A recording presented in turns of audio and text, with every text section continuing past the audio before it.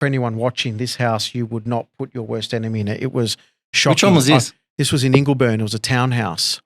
And or Macquarie Fields, it was a townhouse. You paid about 200 for it, which I thought no one would pay 200,000 for that. Yeah. And the walls, literally, when I walked in, I could feel my feet picking up clumps of dust from the carpet. Yeah. And I was scared to touch the walls because I could literally see probably an inch layer thick of tobacco and oil on the walls. And then to see what you did with that property after 6-7 weeks after it settled, I think you had a reval on it of mid-3s or even early 4s at that stage. Was it? Yeah, I only spent like $7,000 or something on it. Cleaning. That's all you did. Just tidy up. Cleaning.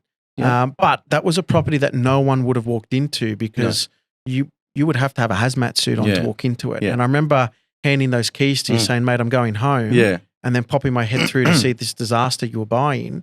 Even I at that stage didn't even see the vision you had. For me, I wouldn't have touched it. I would have let Strata take care of the issue and probably would have got Strata to knock it down. Yeah. Because it would have been a hazard to the other townhouses in the complex. But you did it. Yeah. And you had a vow within, I think, 7 or 8 weeks after completing of 350. Yeah. Maybe even later. It was a cracking vow. Saw you extract the equity and then bang, you're at the next one. So, that was vision. You're very active and you have been very active with your portfolio over the years. And I think that is what set you apart from other investors at that stage. You weren't afraid to get Leanne's hands dirty. That's Get Leanne's hands my brother-in-law. dirty and your brother-in-law to extract and see the value that other people couldn't. Yeah. And I think that's a very important part. And those type of properties are here today is you've got to be able to see what other people can't.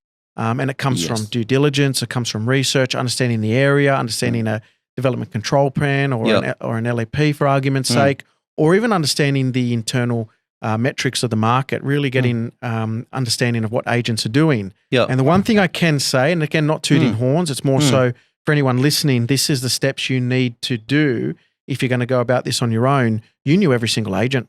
And I used to remember seeing from your personal credit card, you would buy them a gift at Christmas, whether it would be a bottle of Jim Beam, some flowers, chocolates, gift cards. Wine. You did that for literally every single agent and they knew you by first name. Oh, yeah. And you weren't even a buyer's agent then. No, I wasn't. So that to me is something that, again, if you're listening, if you're going to go about this on your own, and, I've done it for the most part, bought on my own accord, I've always tried to really bring those agents into my inner circle, get them to know who I am, get them to understand who I am as a person, and they then really could match the type of property to me, very much what you did, because many of your properties were purchased not because you found them, but you had a phone call. You had 30 minutes to get here.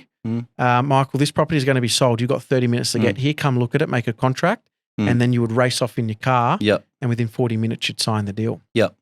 So that's some of the stuff you did. And again, people listening, that's some of the stuff you need to do. If you want to become a sophisticated investor, you need to be prepared to befriend, bring people into your inner circle, get them to know as much about you as you know about them.